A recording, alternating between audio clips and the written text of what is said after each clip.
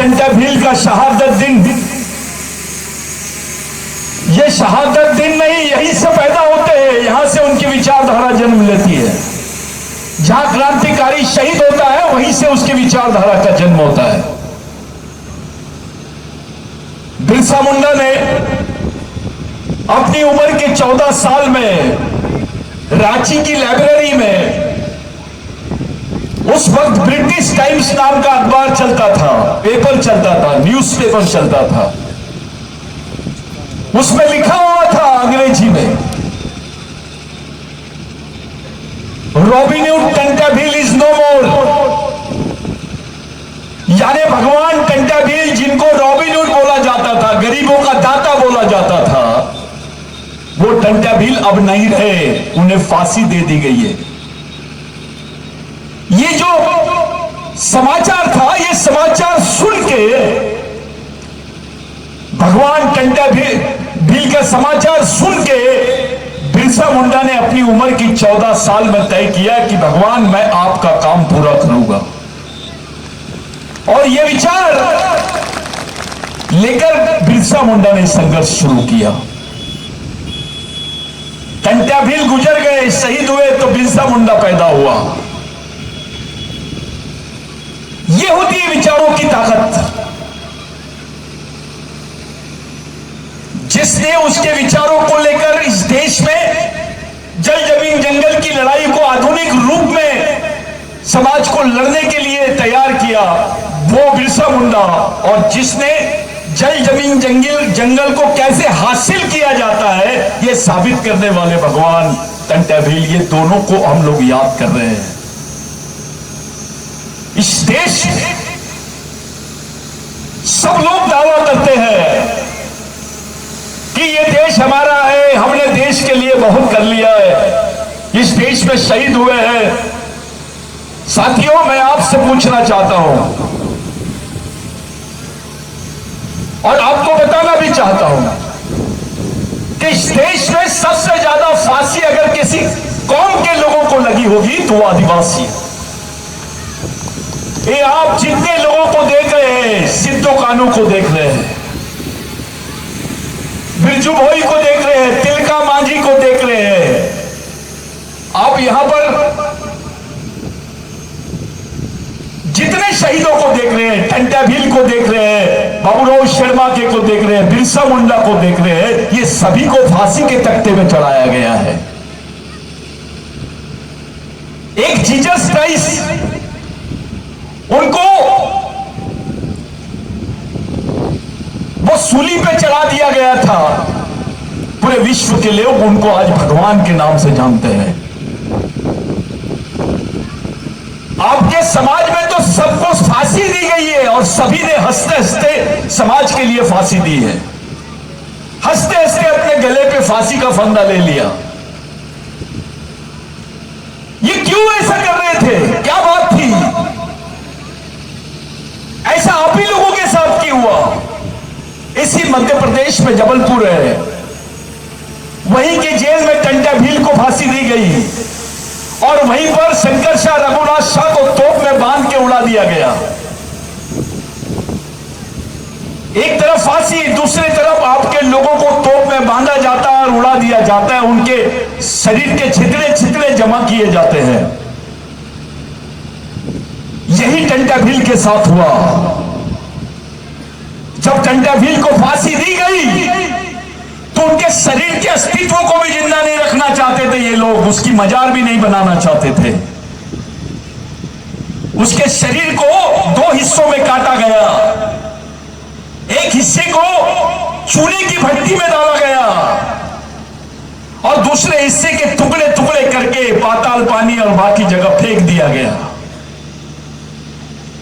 यह सजा अंग्रेजों ने नहीं दी थी, यह सजा यहां के लोगों ने दिए थे, जो अंग्रेजों के साथ हाथ मिला के आदिवासियों के खिलाफ में लड़ रहे थे। ताली नहीं बजाएगा कोई,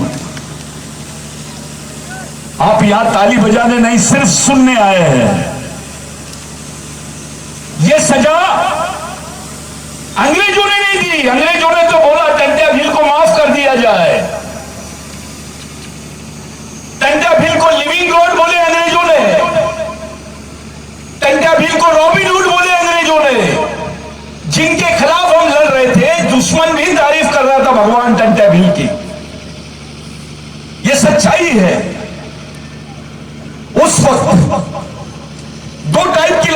सामने होती है साधु।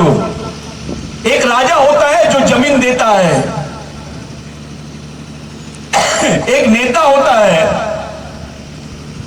जो जमीन की बात करता है, आपको बताता है कि भैया ये आपकी जमीन है, आप इसके बारे में सोचिए। लेकिन टंटा भील ने आपसे छीनी हुई जमीन को वापस लाया और आपके बीच में बांटा। उस भगवान का नाम है टंटा भील। उस भगवान का नाम है बाबूराव शर्मा के, उस भगवान का नाम है बिरसा मुंडा, उस भगवान का नाम है राघोजी भांगरे, उस भगवान का नाम है तिलका मांझी। ये जो लोग हैं, जितने शहीद आपके सामने इर्द गिर्द दिख रहे हैं, ये तमाम लोगों ने अपने जीवन को समाज के खातिर त्याग कर दिया। जिस जमीन की आप लोग लड़ाई लड़ रहे हो, जिस जमीन पर सबकी नजर है, जहां पे खनिज है, वहां पर्यटन स्थल की बात कर रहे हैं, दूसरी तरफ फॉरेस्ट रिजर्व की बात कर रहे हैं, तीसरी तरफ आपके वाटर प्रोजेक्ट के नाम पे अभी नर्मदा से 5 किलोमीटर तक की दूरी से आपको हटाने की तैयारी चालू है। ये गुजरात तक जाएगा। ये केवल अलीराजपुर में नहीं हो रहा है, ये देश के कोने कोने में जहां जहां आदिवासियों की जमीनें 5वीं अनुसूची की, वहां वहां ये षड्यंत्र चालू है। इनसे पूछा जाए, क्या आदिवासियों की जमीन आपको डेवलपमेंट के लिए लग रही है? दूसरों की जमीन क्यों नहीं ले रहे? टाटा की लो, अदानी की लो, अंबानी की लो। इस देश में 70% लड़ाई आदिवासियों ने लड़ी है। जो लोग ये बातें करते हैं, उनसे हमारा खुला आह्वान है कि आप साबित करो। हम साबित करके बताते हैं आपको कि इस देश की 70% लड़ाई आदिवासियों ने लड़ी है, और आदिवासियों के बदौलत इस देश में सबको जमीन पर मालिकाना हक मिला है। चाहे वो आदिवासी हो, दलित हो, बहुजन हो, ब्राह्मण हो, मुस्लिम हो, क्रिश्चियन हो, सभी को। अगर आदिवासी शहीद इस देश में लड़ते नहीं, आदिवासियों को उठाव नहीं होता जल जमीन जंगल के लिए, तो इस देश का जो नागरिक है उसके हिस्से में मालिकियत का हक नहीं आता जमीन के ऊपर, जिसको ओनरशिप बोलते हैं हम। साथियों, सबसे बड़ी तकलीफ यह है कि जिन्होंने उंगली नहीं कटाए उनके नाम शहीदों में लिख दिए इन्होंने। हमारी तो पूरी कौम की कौम शहीद है। आदिवासी लड़ता था, मरता था तो उसको क्रिमिनल ट्राइब बोल रहे थे, और दूसरे लड़ रहे थे, गलती से मर जाते थे तो उनको शहीदों का दर्जा मिल जाता था। आज भी टंटा भील को ये लोग क्रिमिनल ट्राइब बोलते हैं। अब तक के 10 साल पहले तक के, जब से ये मिशन ने इस बात को सामने नहीं लाया था, तब तक के टंटा भील को डकैत बोलते थे। हमारे भगवान को डकैत, डाकू, लूटने वाला।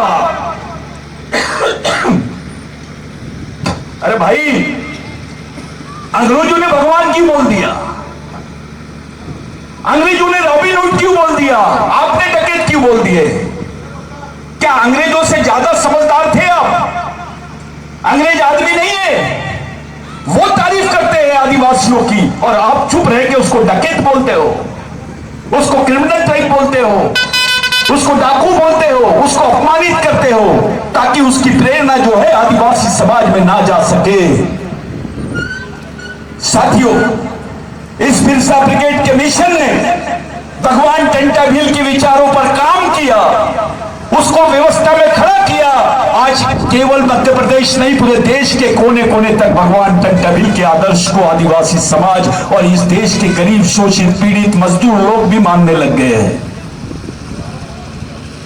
पहले टंटा भील को डकैत बोलते थे, जब आदिवासियों ने टंटा भील पे काम किए, बिरसा ब्रिगेड ने टंटा भील पे काम किया, तो उसको भगवान बोलने लग गए। आज वो लोग भी भगवान बोलने लग गए जो पहले उसको डकैत बोलते थे। ये सच्चाई है। कुछ लोगों ने बोला कि भाई टंटा भील क्या किए, ये कौन है टंटा भील, इसने हमारे लिए क्या किया है? तो याद रखो, आज जो तुमको नौकरी मिली है, आपके हिस्से में जो जमीन आई है, ये टंटा भील के आंदोलन की वजह से हुई है, उन्हीं के संघर्ष का नतीजा है ये बिरसा मुंडा के संघर्ष का नतीजा है कि आपके हिस्से में जमीन आई है। 2 एकड़ 4 एकड़ 5 एकड़ 10 एकड़ 20 एकड़ जमीन जो आपको मिली है, ये इन्हीं शहीदों की बदौलत मिली है। ये जो सीपीएन बरार का कानून गुजरात के बॉर्डर से लेकर मेलघाट के बॉर्डर तक यानी महाराष्ट्र के बॉर्डर तक के टंटा भील का एक छत्र राज चलता था। एक साथ 1 लाख ग्राम सभाओं का संचालन करते थे भगवान टंटा भील, जिसको आज आप 5वीं अनुसूची 6वीं अनुसूची के क्षेत्र मानते हैं। ये आंदोलन नहीं होता तो उसको संविधान में मान्यता भी नहीं मिलती। वो है टंटा भील। आप अपने जमीन के रिकॉर्ड चेक कर लो कि पहले आपके हिस्से में क्या था और टंटा भील के मरने के बाद आपके हिस्से में क्या आया। अरे जब फांसी दे रहे थे टंटा भील को तो उन्होंने 4 शर्तें रखी अंग्रेजों के सामने। कोई होता तो माफीनामा मांग लेता, लेकिन टंटा भील ने क्या मांगा कि मेरे कौम के लोगों को जमीन के पट्टे मिलने चाहिए, मेरे कौम को लोगों को जमीन का मालकाना हक मिलना ही चाहिए, मेरे लोगों की संस्कृति को अलग व्यवस्था दी जानी चाहिए, हमारे लोगों पर से जो क्रिमिनल टाइप का गुनहगार जमात का जो ठप्पा लगाया है आदिवासियों पर, उसको निकाला जाना चाहिए, उनको सरकारी महकमे में नौकरी मिलनी चाहिए। जब टंटा भील को बोले कि आप किसको देखना चाहते हैं, आपको तो फांसी हो रही है, तो टंटा भील ने बोला मैं अपने परिवार के लोग और किसी भगवान को नहीं देखना चाहता, मैं अपने समाज के लोगों को ही अपना भगवान मानता हूं, अपने ही समाज को भगवान से बड़ा मानता हूं, मैं पूरे समाज को देखना चाहता हूं। लाखों की भीड़ थी जबलपुर जेल के बाहर। एक बार टंटा भील ने सबको हाथ दिखाया और जाकर फांसी के तख्ते पे लटक गए। ऐसा हौसला, ऐसी हिम्मत, इतना त्याग समाज के लिए कौन से भगवान ने किया आदिवासियों के लिए, थोड़ा बताइए किसने किया? अगर वो नहीं मरते तो जमीन के टुकड़े नहीं मिलते, वो शहीद नहीं होता तो तुमको सरकारी नौकरी पे नौकरियां नहीं मिलते। आज आप विधायक नहीं होते, मंत्री नहीं होते, डॉक्टर नहीं होते, इंजीनियर नहीं होते, कोई नहीं पूछता तुमको। कुछ लोगों ने बताया भाई टंटा भील तो भील थे, कुछ लोग समाज में गांडूगिरी का काम कर रहे हैं, ये भील है, ये बालेला है, ये बरेला है, ये सरदार है, ये बिलाला है।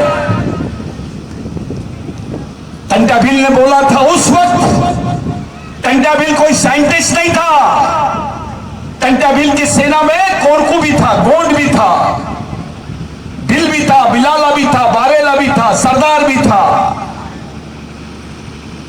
सबको एक ही शब्द से टंटा भील ने नवाजा, वो है मालिक।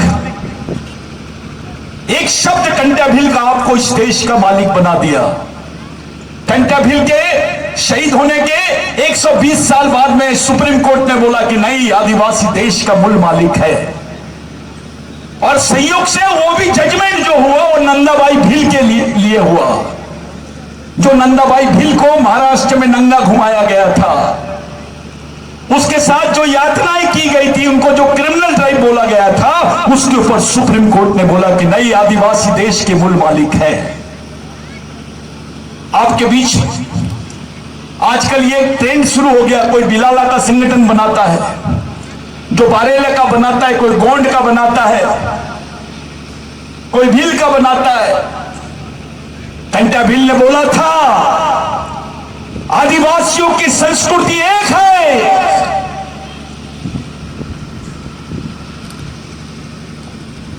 उनकी लड़ाई भी एक है, उनकी अवस्था भी एक जैसी है, उनका डीएनए यानी आज की भाषा में डीएनए, उनका खून भी एक जैसा है, तो समाज भी एक होना चाहिए। उस वक्त टंटा भील ने बोला, जो पढ़े लिखे नहीं थे लेकिन जिनके दिमाग में समाज था। इस देश में 22 साल हथियारबंद लड़ाई लड़ने वाले क्रांतिकारी का नाम है टंटा भील। इतनी लड़ाई तो देश में किसी योद्धा ने नहीं लड़ा। यहां के लोगों का माफीनामा मांगने का इतिहास है, लेकिन आदिवासियों का बलिदान होने का इतिहास है। ये जितने लोग हैं इन्होंने इनको फांसी के तख्ते पे चढ़ाया है, सबसे पहले इन्होंने यही बोला, हमको जल जमीन जंगल के अधिकार मिलने चाहिए। जिस अलीराजपुर में मैं यहां बात कर रहा हूं, यहां 4 दिन वास था टंडा भील का, 4 दिन का वास। इस अलीराजपुर में भी एक जगह है जहां पे गुफा है, वहां दरबार है, नवजली बाबा का एक दरबार है, वहां के बीच में गुफा में भी टंडा भील का निवास था, वहीं पे वो रहते थे। इस अलीराजपुर में ये जो जमीन है साथियों, जिसके लिए आप लोग लड़ना चाहते हैं, ये जमीन को आपके हिस्से में डाला किसने? टंडा भील ने। ये जमीन हेरिटेज जमीन है। एक आध किला होता है उसको हेरिटेज डिक्लेयर कर देती है गवर्नमेंट। हम बोल रहे हैं ये आदिवासियों की हेरिटेज जमीन है, इसको छू भी नहीं सकते आप, लेकिन खुलेआम आदिवासियों की अधिकारों की धज्जियां उड़ा रहे हैं। और हमारे नेता बैल जैसे बैठे हैं वहां पर, सिर्फ चुप है, डर रहे हैं ये बात करने से। कुछ दिन पहले मैंने एक खबर सुना था पेपर में, उसमें लिखा हुआ था कि मध्य प्रदेश से 20,000 आदिवासी, 25 या 40-50,000, मैं कुछ पढ़ा था इसी, 50,000 आदिवासी लड़कियां और महिलाएं गायब है।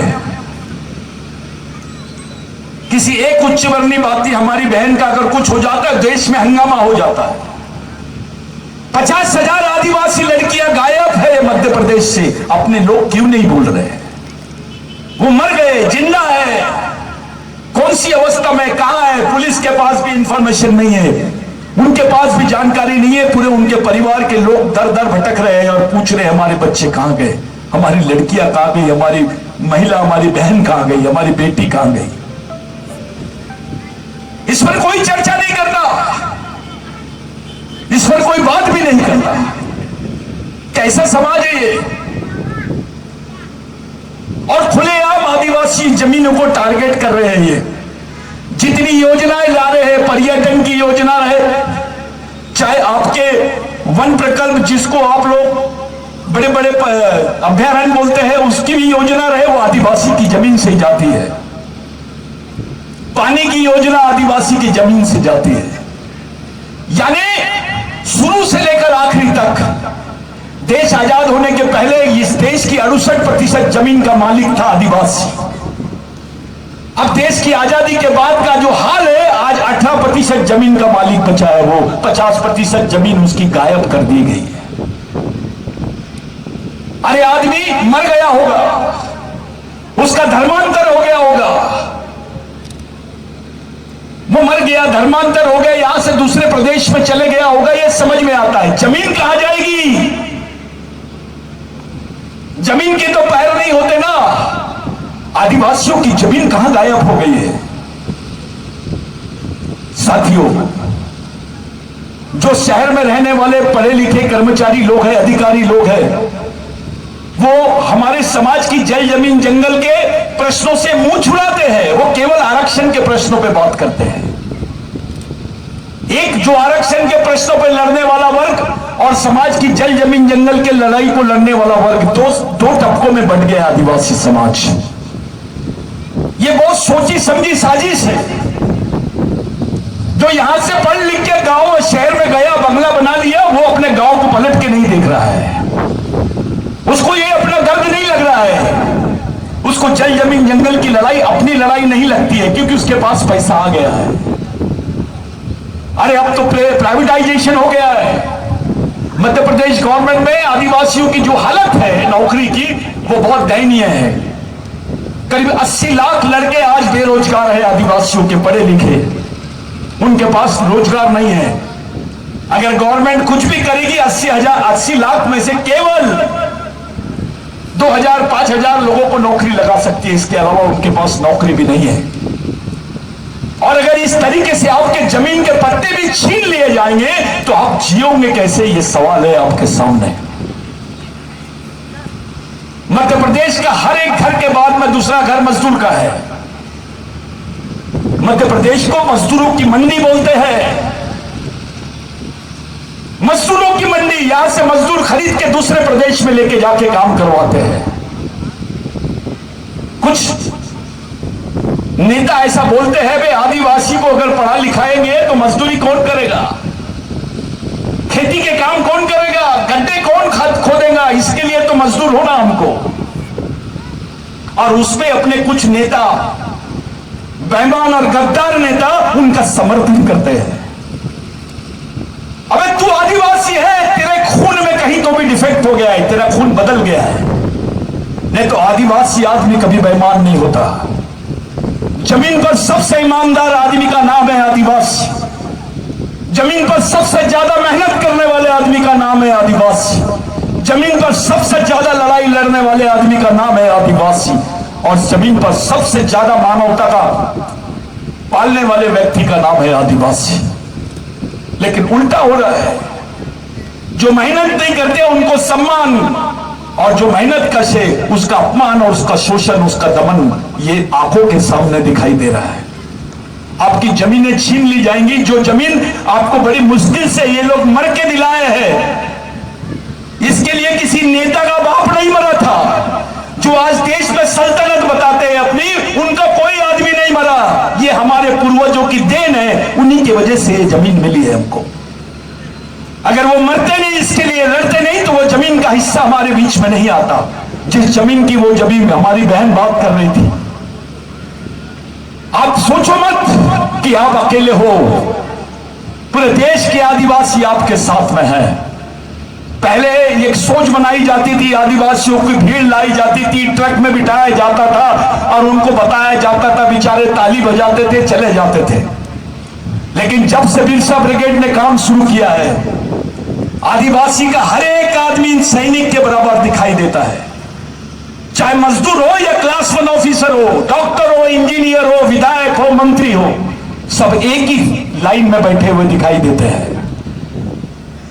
सबको बराबर सम्मान, सबको एक ही मंत्र, लड़ोगे तो बचोगे, भगोगे तो मरोगे। भगवान टंडे भील ने बोला था, बचना है तो लड़ना है, और लड़ना है तो सीखना है। टंडे भील पढ़े लिखे नहीं थे, लेकिन 19 साल तक के अंग्रेजों के खिलाफ में, और अंग्रेजों के साथ साथ यहाँ के जमींदारों के खिलाफ में, यहाँ के उच्च वर्णियों के खिलाफ में, जिनका साठगांठ अंग्रेजों के साथ में था, जो दावा करते हैं कि देश के लिए लड़े।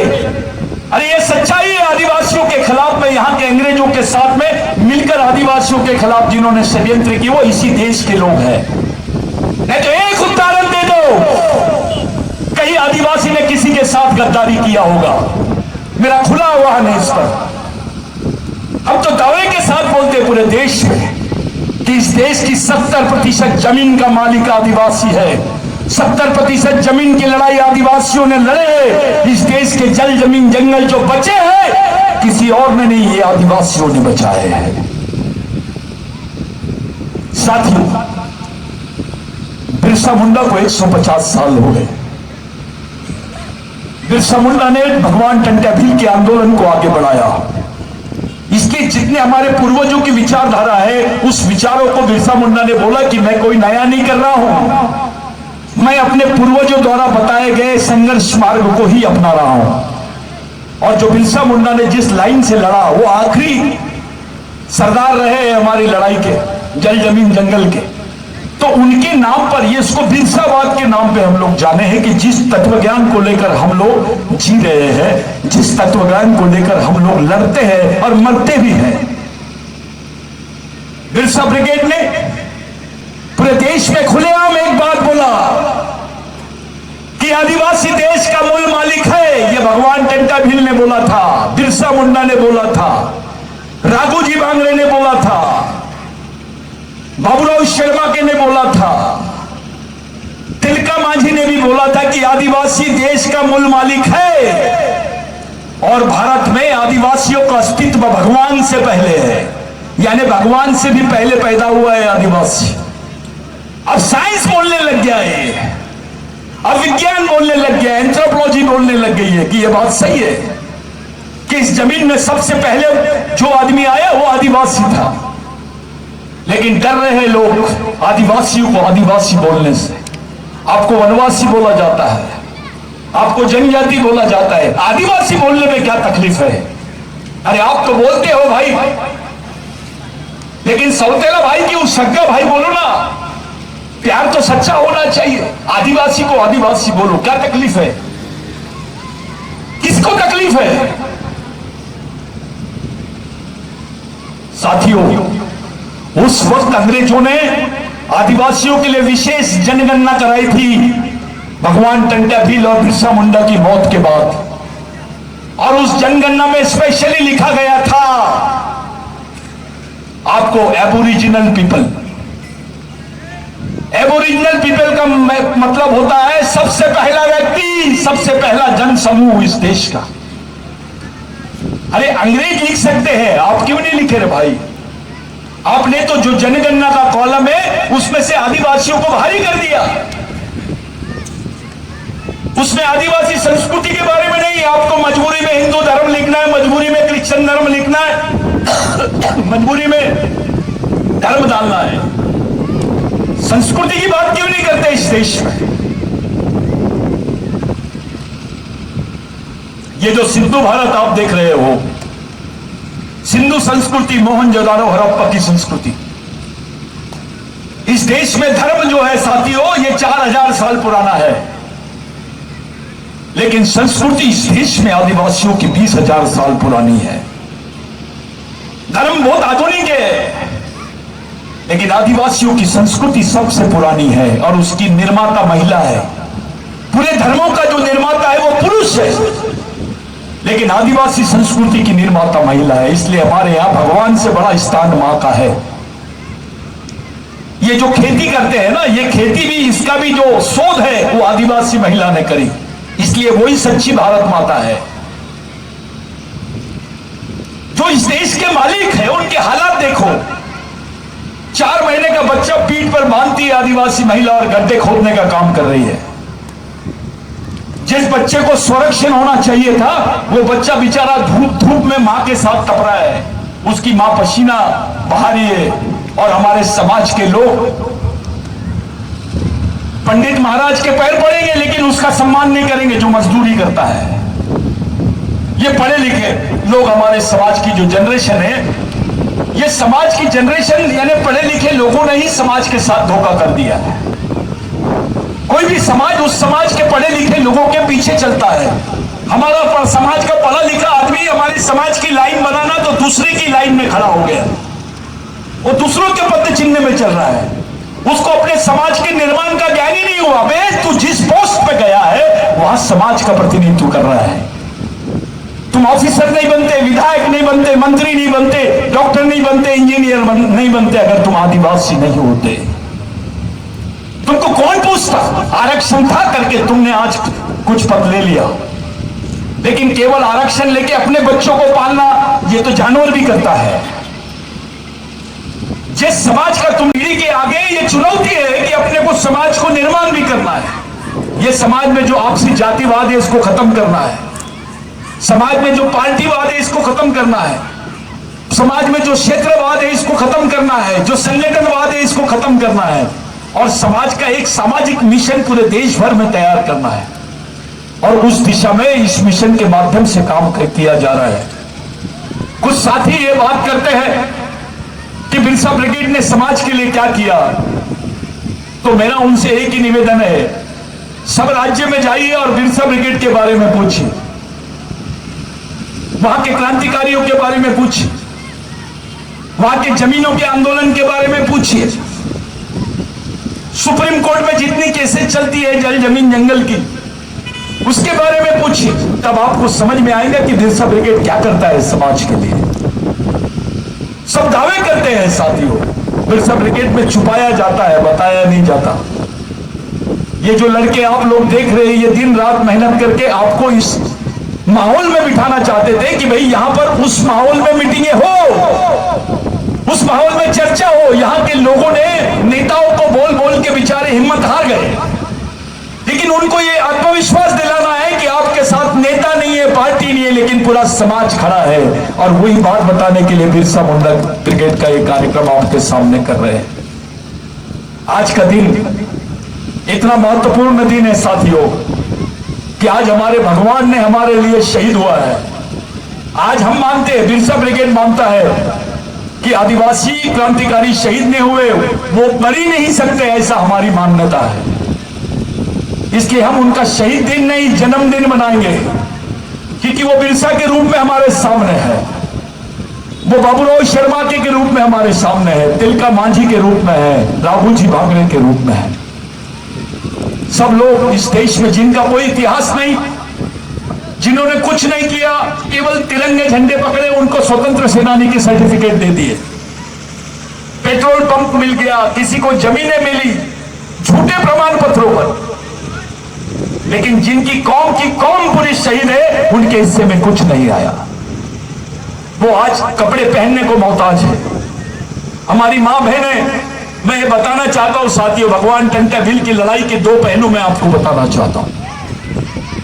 पहले आदिवासी महिलाओं को ब्लाउज पहनने पर टैक्स लगता था, टैक्स। अगर हमारी महिला ने अपने तन को ढाक ली कपड़े से तो उसको टैक्स देना पड़ता था। यह प्रथा थी। उस प्रथा के खिलाफ में भगवान टंटा भील लड़े।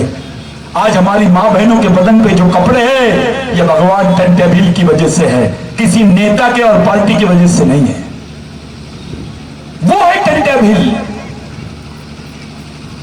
आज जितना क्षेत्र आपको आदिवासी क्षेत्र दिख रहा है मध्य प्रदेश में, इस मध्य प्रदेश का जो आदिवासी क्षेत्र है, गुजरात तक, महाराष्ट्र तक, राजस्थान में भी टंटा भील के आंदोलन के अवशेष मिलते हैं।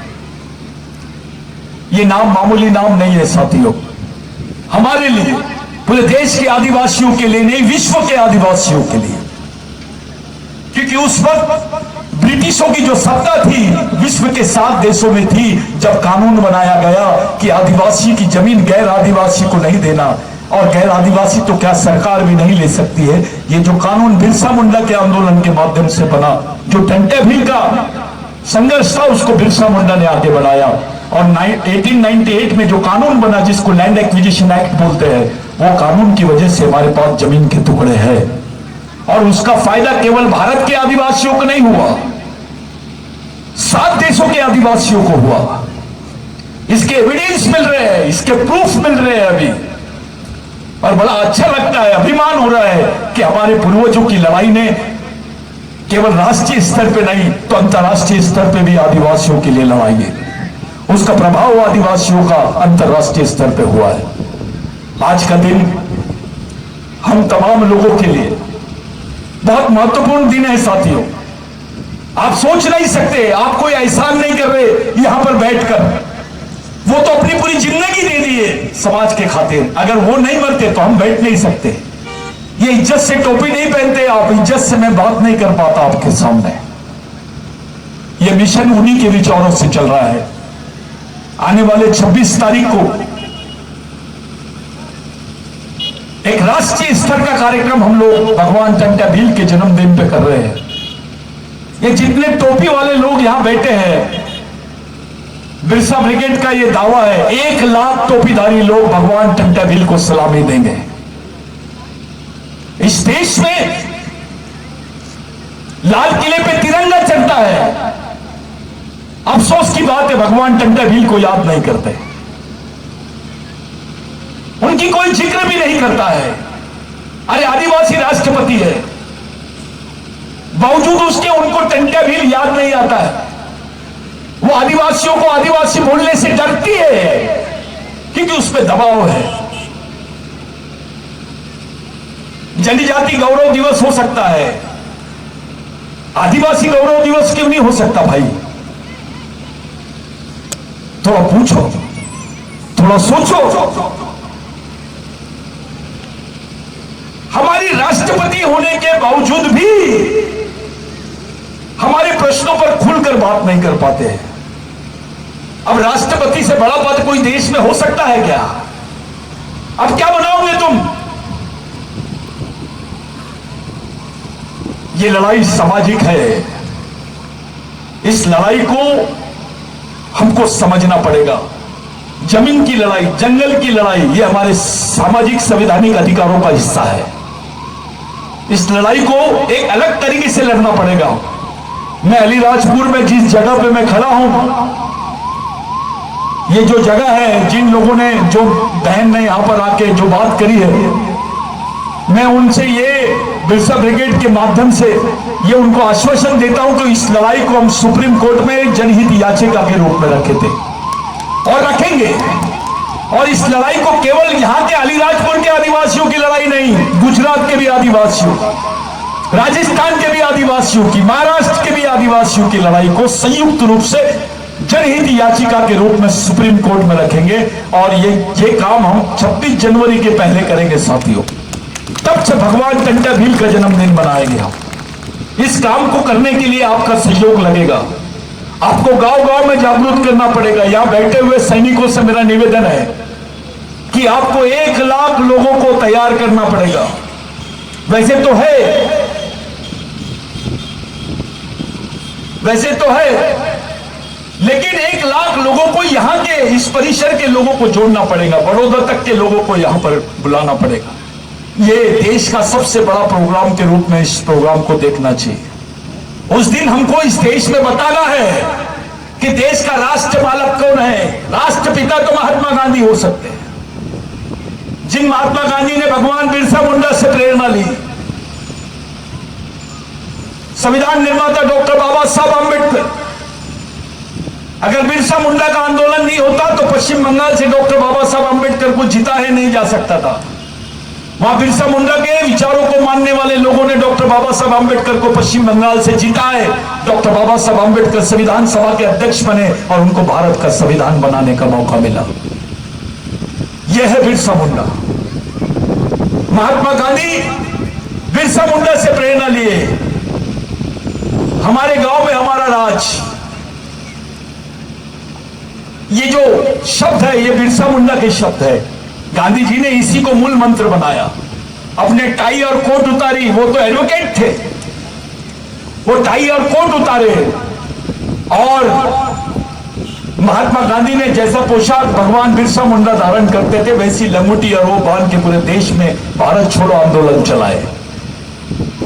तो महात्मा गांधी भी बिरसा मुंडा के विचारों से प्रेरित थे। डॉक्टर बाबा साहब आंबेडकर को उनकी मां बचपन में भगवान टंटा भील की कहानियां सुनाते थे। आज जितने कबीरपंथियों का आंदोलन दिख रहा है ये भगवान टंटा भील की देन है। इनको संरक्षण देने वाले व्यक्ति का नाम है भगवान टंटा भील।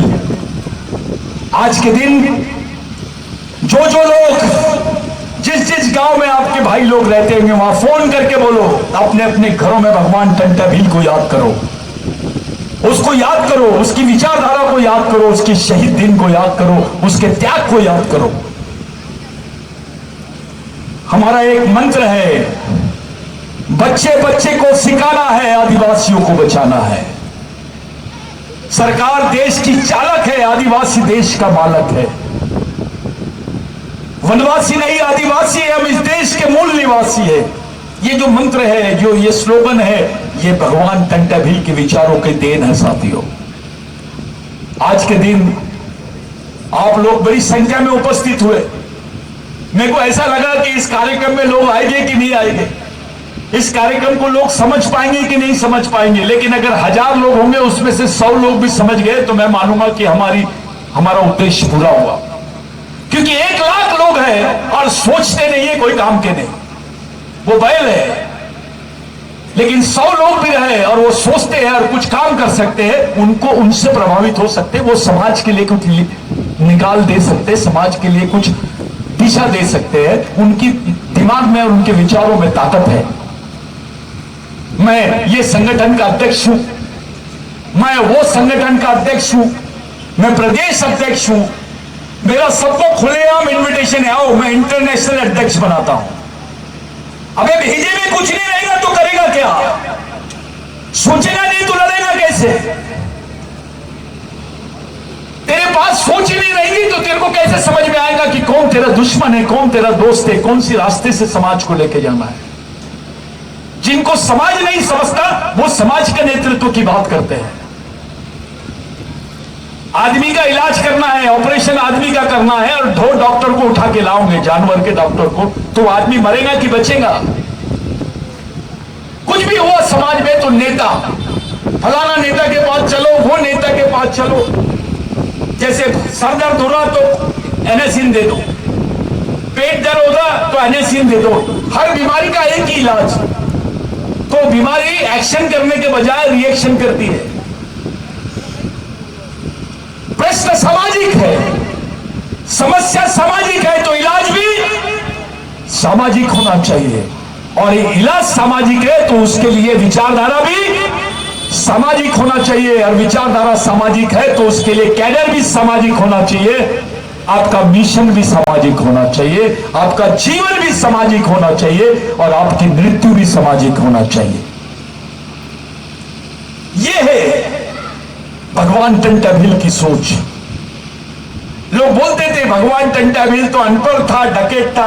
तेरे बाप ने देखा था क्या? अबे उसके कद के बराबर तो कोई नहीं है। उसको राष्ट्रमालक बोलना भी कम है। जिसने तुमको मालिक बना दिया, तुम्हारे बाप ने तुमको बेटा बनाया, लेकिन भगवान टंटाभिल ने तुमको इस देश का मालिक बना दिया। भगवान टंटाभिल ने एक बात बोला था, इस देश में ब्राह्मण होना बड़ी बात नहीं है, इस देश में हिंदू होना बड़ी बात नहीं है, इस देश में क्रिश्चियन होना बड़ी बात नहीं है, इस देश में मुस्लिम होना बड़ी बात नहीं है, बड़ी बात हुए आदिवासी होना। जब आप अपने आप को आदिवासी बोलते हो तो इस देश के मालिक बन जाते हो। और इसकी जो प्रतिमा है वो आपको भारतीय संविधान में दिखती है। किसी समाज के लिए 5वीं अनुसूची के अधिकार नहीं है, क्यों दिए गए आदिवासियों? किसी समाज के लिए 6वीं अनुसूची के अधिकार नहीं है, क्यों दिए आदिवासियों को? किसी समाज के लिए स्पेशल पावर, अनअमेंडेबल आर्टिकल दिए 13(3) का, क्यों दिए आदिवासियों को? इसलिए दिए क्योंकि ये संविधान निर्माता जानते थे कि इस देश का मालिक कौन है, ये जमीन किसकी है। वो टंटाभिल के इतिहास को जानते थे, बिरसा मुंडा के इतिहास को जानते थे, तिलका मांझी के इतिहास को जानते थे, जिसकी पुनर्वृत्ति अंग्रेजों ने किए। 1935 में जो फर्स्ट इंडिया एक्ट बना, ये इन्हीं शहीदों के कुर्बानी का नतीजा है साथियों। आज तुम्हारे बेटे को बोलो तुम्हारे लिए जान देता है क्या? नहीं देगा। अरे ये तो हंसते हंसते तुम्हारे लिए फांसी के फंदे पे चढ़ गए। हमारा क्या फर्ज है कि इनके मार्ग के लिए, इनके विचारों पर, इनके विचारों के आंदोलन को चलाना पड़ेगा। अगर जिंदा रहना है तो अपने महापुरुष जिनकी वजह से ये समाज है, आपके अधिकार है, आपके बदन पे कपड़ा है, आपके पास नौकरी है, आपका सम्मान है, आपको एक पहचान है, उन महापुरुषों को अगर आप भूल जाओगे तो आप कहीं के नहीं रहोगे साथियों। अपने महापुरुषों के विचारों की तरफ चलो। अरे जिनसे बाबा साहब जैसे लोगों ने प्रेरणा लिया, जिनका महात्मा फुले जैसे लोगों ने अपने ग्रंथों में उल्लेख किया, वो कोई मामूली लोग हो नहीं सकते। और आप उनके बच्चे हैं, उनके खून के लोग हैं। इस देश के लिए सबसे ज्यादा बलिदान करने वाले आदमी का नाम है आदिवासी। यह देश आदिवासियों की जमीन पे खड़ा है। इस देश में सबसे ज्यादा प्रकल्प आदिवासियों की जमीन पे बने। रेलवे लाइन आदिवासियों की जमीन पर, जितनी माइनिंग है आदिवासियों की जमीन पर, जितने कारखाने हैं आदिवासियों की जमीन पर, जितने पावर प्लांट बनाए आदिवासियों की जमीन पर, हर जगह आदिवासी विस्थापित हुआ है। इतना त्याग किसी ने नहीं दिया है। अडानी अंबानी की जमीन लो ना, या जो बड़ी बड़ी बातें करते हैं उन्होंने जमीन दी है क्या?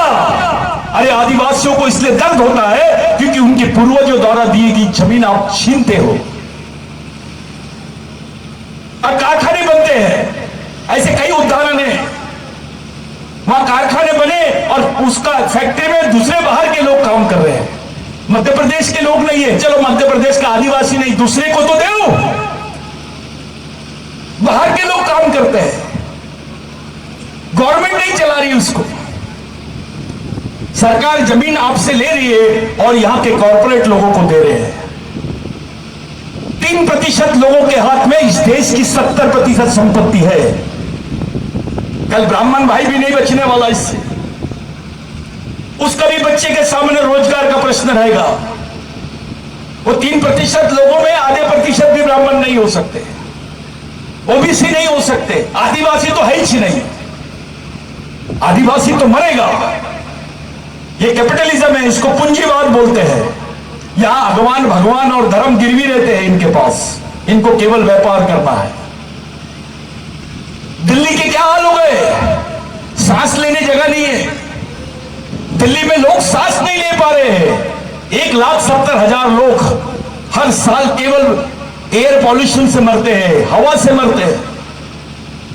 आज जो आपका क्षेत्र जिंदा है, बाकी लोग जिंदा है, ये आदिवासियों ने जो जल जमीन जंगल की रक्षा की है, उसके बदौलत यहां पर जीवन है। नहीं तो दिल्ली जैसे हाल हो जाएंगे साथियों। अरे आपको एक उदाहरण देता हूं मैं। कोरोना के वक्त लोगों को हवा नहीं मिल रही थी, सिलेंडर लेके भाग रहे थे, ऑक्सीजन सिलेंडर लेके भाग रहे थे, उसके लिए लड़ रहे थे लोग आपस में। फिर से कोरोना आ जाए तो क्या करोगे आप? जल जमीन जंगल की बात जो आदिवासी कर रहा है, केवल आदिवासी की बात नहीं है, इस देश के प्रत्येक नागरिक की बात है। सबको जिंदा रहने के लिए हवा होना, पानी होना, जमीन होना।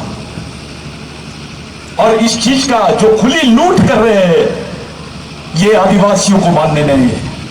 आने वाले समय में हम पूरे देश के आदिवासियों के माध्यम से संयुक्त रूप से एक जनहित याचिका सर्वोच्च न्यायालय में डालने जा रहे हैं साथियों।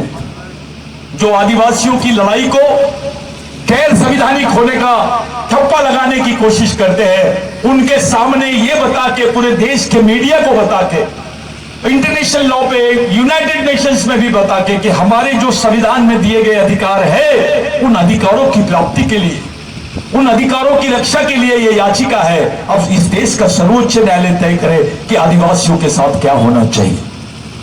क्या उनके अधिकारों के तहत उनको जीवन नसीब होगा? क्या उनके 5वीं अनुसूची के अधिकार उनको मिलेंगे? उनके ग्राम सभा के अधिकार मिलेंगे? उनको 13(3) का के तहत एक आदिवासी पर्सनल लॉ बनेगा इस देश में? ये बातें करने का समय आ गया है। आज के दिन एक महत्वपूर्ण बैठक आप लोगों ने रखी, चाहे किसी भी लेवल से हो, आप नेता से बड़े हो, ये गांव के लोग मंत्री से बड़े हैं। आपने ऐसे आदमी को याद किया जिसने समाज को जिंदा किया, जिसके बदौलत समाज है, उसको आप लोगों ने यहां पर याद किया। राष्ट्रमालक महाविद्रोही भगवान टंट्या भील को आप लोगों ने याद किया। यह महत्वपूर्ण है आज के दिन। भगवान बिरसा मुंडा तो उनकी परछाई है, उनका मार्ग है, उनका चेहरा है, उनके आंदोलन का चेहरा है, वो नेतृत्व है। लेकिन उसके पीछे की भूमिका जो है वो भगवान टंट्या भील की है। आज के दिन जोबड़ तहसील, कुक्षी तहसील, बाग तहसील, ये लोगों ने अभी जमीन का सर्वे कर लिए है, ये सैटेलाइट सर्वे कर लिए इन्होंने आपकी जमीन का। बहुत जल्दी आपको हर आदिवासी आदमी को नोटिस देने की बात चलेगी। हर गांव में ये खतरा मंडरा रहा है। लाखों एकड़ जमीन आदिवासियों की इन्होंने प्रकल्प के लिए आरक्षित करके रखी है, बेच रहे हैं। अरे भाई, आदिवासी की छोड़ के दूसरे की बेचना हिम्मत है तो? क्योंकि ये समाज गरीब है, क्योंकि इस समाज के नेता चुपचाप है, डरे हुए हैं। इस समाज का अधिकारी डरा हुआ है। यह समाज जागरूक नहीं है, टुकड़े टुकड़े में बंट गया है। जाति के नाम पे, पार्टी के नाम पे, क्षेत्र के नाम पे, संगठन के नाम पे बंट गया करके आपके खिलाफ में ये षड्यंत्र हो रहा है। जिस दिन आदिवासी समाज एक जगह आ जाएगा ना भाई, वो मध्य प्रदेश में कोई पार्टी का अस्तित्व नहीं रहेगा। इनको बोलना नहीं पड़ेगा, आपके बैठे बैठाए आपके काम होने शुरू हो जाए। आपको धक्का भी नहीं लगा सकते अगर समाज एक जगह रहा तो। आपकी सामाजिक ताकत ही आपको बचा सकती है। पहले अपनी सामाजिक ताकत को खड़ा करो, राजनीतिक ताकत ऑटोमेटिक खड़े हो जाएगी। यही लड़ाई अपने सबको मिलकर लड़ना है साथियों। आज के दिन आप लोग एक मिशन की तरफ जा रहे हो। ये जो टोपी आप लोगों ने पहनी है, इस पर भी कुछ लोगों ने ऑब्जेक्शन दिए। सबसे पहले ये टोपी आदिवासियों ने पहनी है।